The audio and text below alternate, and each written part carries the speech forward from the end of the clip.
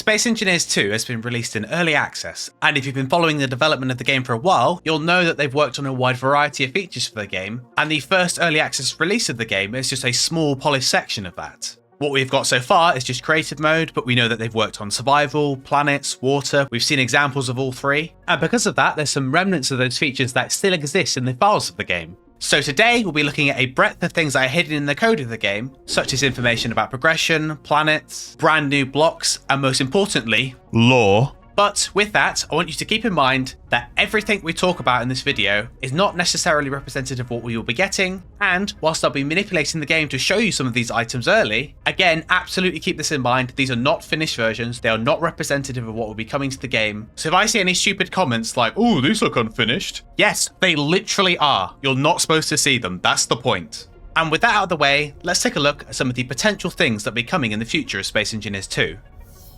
Right, first of all, in the Pioneer Edition, we saw that there were textures for 3 new ores, and these ores also appear in the code of the game. These ores are chromium, copper, lead, and titanium, each of which I've shown you their concept art from the Pioneer Edition. Alongside these new ores, we also have a breadth of new components, which allows us to see what these new ores are used for. Copper is used for wiring and electronics, quite literally wiring, as you'll see in a minute. Chromium is used in the production of stainless steel, lead is used in the production of things like reactors, and titanium, well, you'll see as we go through the components. Now, components are split into 4 different categories, which are simple, complex, refined, and high-tech, and these have a kind of hierarchy to them. So we'll start with the simple components, with the first one being the electronic parts, which you can see here. Now, electronic parts can be built in 2 ways. One way is crafting in your backpack, which is something I'll discuss in a minute, and the other way is using a new block called the smelter, which, whilst we'll be discussing later in the video, is one of 2 new production blocks in the code for the game. There's 5 more additional components that are constructed with both the backpack and the smelter. These are glass, which you can see here.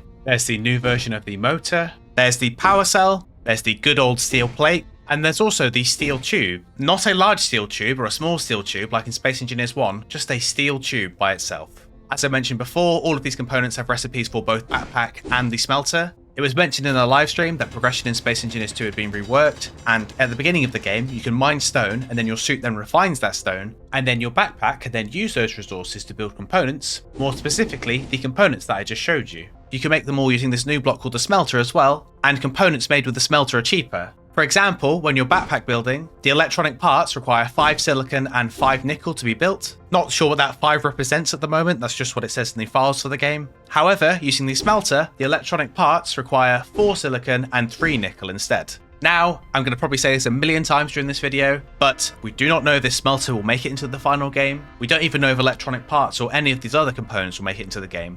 I think it's probably likely that these components will, but that's just speculation, and currently Striker is not able to join Space Engineers 2 because he doesn't have multiplayer, but if he could, he would definitely be shooting me in the back of the head right now. But again, I repeat this, potentially none of this is representative of what Space Engineers 2 will be, but it is pretty cool. This component here is called the construction component, and this is a good example of this not being representative of what is in the final game, because the construction component is the only block in the code listed as being crafted by a block called the crafter, and there is no reference to the crafter elsewhere in the game. The smelter has references in the game, which we'll talk about later, but the crafter, no, nada, not in there. The next batch of components are all listed as simple components, but they have no recipe for backpack building, only for building with the smelter. This component here that is slowly rolling away from me is called gold thread, and in a second it's going to fall off my platform and I'm never going to see it ever again. Bye! It's still going, it's still rolling away. I'm struggling to work out what this component here is called. Maybe you could tell me in the comments below. This here is the good old reliable metal grid. This here is a new component called a turbine blade. And this here is obviously wire. Not copper wire, just wire. Also, it kind of looks like, cable. There's also 2 components that don't have a recipe at all. For starters, there's this one here, which is called chrome coating. And then the final of the simple components is this, the lead bar. Now the next set of components is grouped as the complex components, and every single one of these is built using the assembler. If we assume the recipes we have so far are correct, and some of the components require the smelter to build, that means before you build the assembler, you'll have to build the smelter, as it requires 10 steel plates, 5 motors, 1 electronic component, and 2 wires. And as mentioned previously, the wires don't have a backpack recipe, they only have a smelter recipe. Now before I quickly blitz through the complex components, there's 2 things I want to mention. First of all, this one you see here is called a motherboard, and the motherboard requires electronic parts to build. In Space Engineers 1, all the components in the game were crafted using raw resources, so basically turning ingots into components. But as this requires electronic parts, that means you first have to craft electronic parts and then craft the motherboard, which is a pretty interesting change to progression. Does this mean we're going to need some sort of assembly lines to build components to build other components? Or does this mean I need to craft a bunch of electronic parts first? It'll be very interesting to see. The second thing is, whilst I'll be mentioning all the complex components in one group, around half the complex components require refined components to be built, with the best example being this reactor core here, which requires titanium sheets and radiation shielding components, which we'll be covering later, but both of those are built with the refinery. So there's this interesting back and forth of which machines you need to build which components, which definitely indicates some progression changes, but again, we don't know how representative this is going to be of the future survival mode of the game. This here is the chemical synthesizer component, and I don't want to spend too long dwelling on each component because I know looking at things is boring even if they are brand new, but this is a very visually interesting component. It has a little screen down here. Is this something you can drop and interact with? Can this maybe do something, maybe? I don't know. It's very intricately designed for just a component. This is the combustion chamber. This here a compressor. This here is a gravity core, which is very interesting. This here is a hard drive component, and I'm not really sure why we're still using spinning disks 60 years in the future. Me when the boatmen attack and I have to wait 60 seconds for my ship OS to boot up. This here is the ion chamber, presumably used for thrusters. This component here, which wouldn't stay on my lovely demonstration platform, is a laser component. Now, spoilers for later, there's no laser weapons in the game at the moment. This is probably something for a laser antenna, or maybe it's something for a production block like the assembler back there. Or maybe it's used to build welders, as we saw in the concept art of Space Engineers 2, that the welder is referred to as a laser welder, so potentially this is the laser part of that welder. There's a component called the power module, but it just comes out as a rock. So once again, I'm reminding you that everything I'm showing you is not done, it is not final, it is not at all representative of what the game will be. This component here is the pressure pipe, which will presumably be a component that has something to do with water. This is the radio communications module component. And this is the final complex component, the titanium blades, which are presumably made of titanium. The next group of components are referred to as the refined components, and as I mentioned earlier, there's a lot of crossover between these and the complex components. However, the refinery behind definitely requires you to have an assembler in order to build it, as it requires 20 heavy-duty plates, 8 chemical synthesizers, 8 compressors, and 1 motherboard, assuming that is the recipe that makes it into the final version of the game. And the refinery can create enriched uranium, magnesium bars. This tiny component here is the permanent magnet. And then this tiny component is the platinum electrode. This is radiation shielding, a component I mentioned earlier. These are silver rods. This is the stainless steel component. This here is the superconductor. And this here is the titanium sheet. Now there's 4 remaining components which are referred to as the high-tech components. And all 4 of these are crafted using a brand new block called the fabricator. Now we have no information on the fabricator other than the fact that it is used to craft these 4 blocks. And because it's not in the game files, we don't know what its recipe is. So we don't know if it requires the refinery or the assembler to build. But considering these are high-tech components, I'm going to guess it probably requires both, and these are the endgame components. The 4 high-tech components are the advanced compressor, the ion accelerator, which you can definitely tell is not complete as it has a hole in the front, although this is a really interesting effect, isn't it? The mainframe, which I'm guessing is an upgraded motherboard / electronic component. And then finally, the ultra-resistant plate. So with there being at least 4 tiers of components, it would appear there's a major overhaul for progression in Space Engineers 2, as you'll need at least 4 different machines to craft all the different components. We do know the recipe of every single block that is currently in the game, but any blocks that aren't currently in the game, we don't know what components are needed to build them, so speculating beyond this is very difficult. But just because we don't have the recipes of blocks, doesn't mean that we don't know the names of some potential blocks that might be making their way to Space Engineers 2 in the future. Before we cover blocks though, I want to quickly go over some things relating to planets. First of all, we know that there are new ores coming to the game, but we also know of some other materials as well. In the Pioneer Edition and also in the files for Space Engineers, there were examples of volcanic material, so volcanic ash, volcanic rocks, and there's references to volcanic wastelands in the files. So this potentially means that our new Earth-like planet, which we know will be called Verdure, might have a volcanic region on it. But whilst the developers have said they'd like to look at adding things like lava in the future, they're not currently planned for the core experience. So whilst we might be getting volcanic wastelands, that doesn't necessarily mean we'll be getting lava. We know that we're getting water in Space Engineers 2, but something else that's interesting is that there appears to be underwater biomes, For example, there's textures for coral in the game files. Now unfortunately, I don't currently have a way of spawning in voxels in the game. I only really have a way of spawning in components. You can manipulate the files to spawn in planets, but so many files for planets have been removed from the current release of the game that they don't really work properly, so I won't be showing you that. So all I really have on coral is this texture here, and that's about it. I do think it's interesting that there might be some sort of underwater exploration though, and maybe there's some other examples of that coming up later in the video.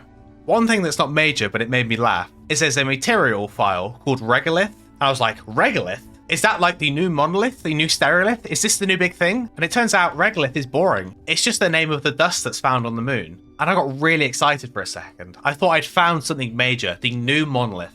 But no, I'm just stupid. But hey, you wouldn't get these kind of stupid insights anywhere else. So if you want more stupid insights like this one, Zero, why are you plugging your channel now? Are you stupid? Don't forget to like this video and subscribe to this channel if you want more stupid insights like this one.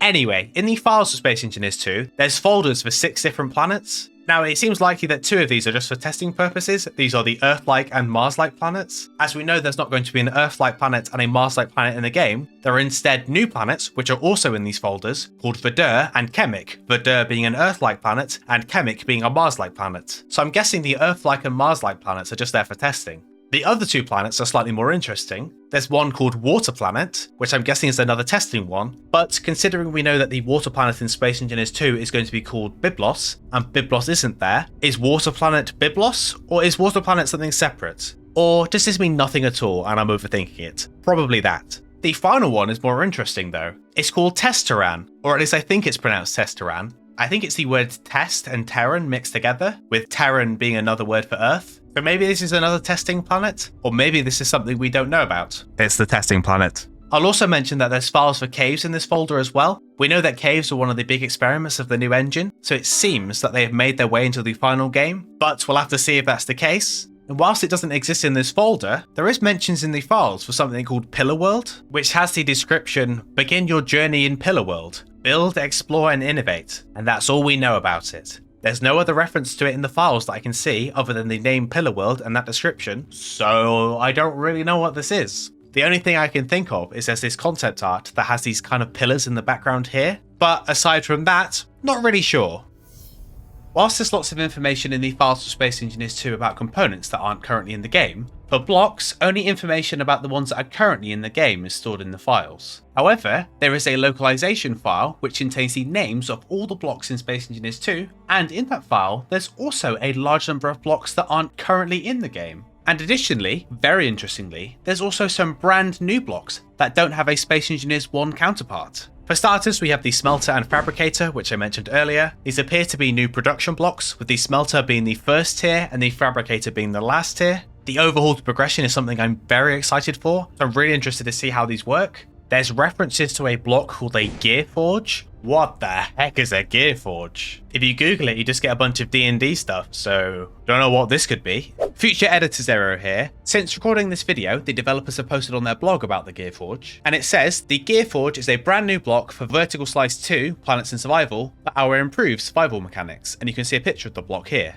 From this image, I would guess that rather than it being a forge for gears, as in cogs and stuff like that, it's a forge for gear, as in bottles, tools and stuff like that. It definitely looks like some sort of like tinkering bench for messing with stuff, so maybe you can upgrade your welders and drills, or maybe it's just another crafting block, like an upgraded version of the new survival kit we'll be talking about in a minute. There's also a gravity anchor. That actually sounds really impressive, but I googled what it is, and it's a real life thing. It's basically a kind of anchor that they attach to things in the ocean to keep it from moving, I guess. So I guess maybe when water is implemented, you can build something that floats in the ocean, and then you can use one of these gravity anchors to keep it from floating around. That's actually really interesting. God, you learn something every day when you watch this channel. There appears to be a block called a motor, but I can't find anything else about it other than that. This could just be a mistake, and they accidentally included the name of the components with the list of blocks, or maybe there's a new block called a motor. Maybe it's some sort of new functional block like a piston hinge or rotor, or maybe it's some sort of new small power generator for like a car or something.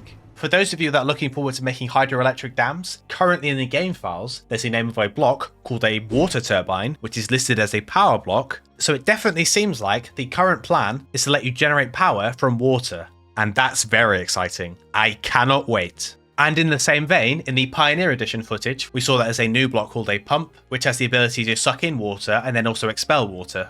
Now there's also a bunch of blocks that are currently in Space Engineers 2 that are also in here. Whilst we already know that the assembler and refinery will be in Space Engineers 2, interestingly the survival kit is also listed in the file. And you would think you wouldn't need it anymore, considering that the backpack building function seems to have replaced it. Oh, actually, I cut it from my video on the Pioneer Edition, but there's concept art for the survival kit, and it shows it having a slot that dispenses oxygen and hydrogen bottles, medkits and power kits, so maybe the survival kit has a completely different use in Space Engineers 2. For those of you that are worried, the hinge, piston and rotor are all listed in the localization file currently, so it seems they will definitely be coming back in Space Engineers 2. At what point we don't currently know, but hopefully it's sooner rather than later, because absolutely everyone loves the functional blocks, and will definitely not use them to summon Clang as soon as they can. My nemesis, the hydrogen engine, has returned. His name is sitting in the files taunting me. At least for now I'm saved for the fact there's no multiplayer, so people can't drain on my hydrogen. However, my other nemesis, I'm searching through the files for the word jump. There is no mention whatsoever of the jump drive in the Space Engineers 2 files. Oh my. Has it happened? After all these years, have I finally won my war? Is the jump drive not in Space Engineers 2? Oh, that's very exciting. Oh, this means so many things. So many things indeed. Lore. I think you might be able to view these outside of the game files, but it's easier to mention them all in this space here. On the loading screen for Space Engineers 2, most of the time you get hints, but sometimes you get little tidbits of lore. For example, 5,000 years of isolation changes the people. The Elakites are living proof. Elakites? 5,000 years of isolation? Very interesting. We know that the Elakite community is a new faction in Space Engineers 2, and we know that they are strange religious isolationists. But what does the rest mean? Why were they in isolation for 5,000 years? Did they arrive before everyone else? Were they not frozen in cryostasis on their journey here? Ooh, that's very interesting. Byblos, our water planet in Space Engineers 2, despite not being in the files for the game, has quite a few mentions in the loading screens. For example, the waters of the planet Byblos run deep. What lies beneath the surface is barely documented. There's also, the Legion's archives tell of signals from deep within Byblos. None who investigated returned. And finally, every expedition into the planet Byblos' depths returns with different stories. Not all can be true. Oh, where to begin? It sounds like there's some sort of mystery to be uncovered on Byblos, and as much as I would love to speculate on barely zero information, I think just the idea of there being something to investigate on Byblos is huge. This means that there are plans to have a reason to explore underwater on Byblos. As we know in Space Engineers, one of the issues with the game is that there's very little to do on planets. So if they're planning to have stuff on them, hidden stuff under the water for us to explore, that's very exciting. And this isn't the only example of this. Strange signals echo through the Delphos asteroid belt, natural phenomena or something else. And those who venture too close to Delphos never return. The brown dwarf keeps its secrets. Delphos is the brown dwarf that exists in the centre of the Almagest system, the star system we inhabit in Space Engineers 2, and again it appears they're hinting at something major to explore, something that has remained hidden near Delphos. And of course, there's even more examples of this. They say that Verdur's mountains hold secrets older than recorded history. In the Pioneer Edition, there's a screenshot labelled Ruins that shows a strange structure hidden inside of a mountain. Very interesting. Chemic's sparse settlements hold promise of scientific discovery. Its secrets await those patient enough to look. Chemic is the Mars-like planet, and in the blog post where they talked about Space Engineers 2 having secrets to explore in the Almagest system, they showed a picture of Chemic, so there's definitely something going on there. Not all the automated defences in the Almagest were built by modern hands, and some structures in the Almagest system show signs of advanced engineering, yet their builders are nowhere to be found. Monolith, monolith, monolith, monolith. The Napier was the first ship to arrive in the Almagest, or at least that's what's believed.